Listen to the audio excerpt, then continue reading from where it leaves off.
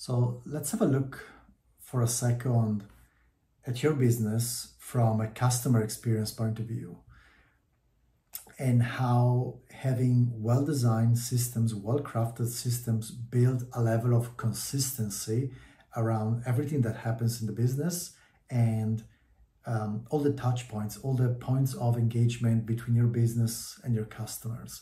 Now, there is a way of saying we are what we consistently do, right? And maybe that's true also for a business. A business is what consistently happens in the business. It's what creates the reputation of the business, what it becomes eventually known for, and dare I say, helps your customers even create an emotional connection to that business when the business creates consistently good experiences.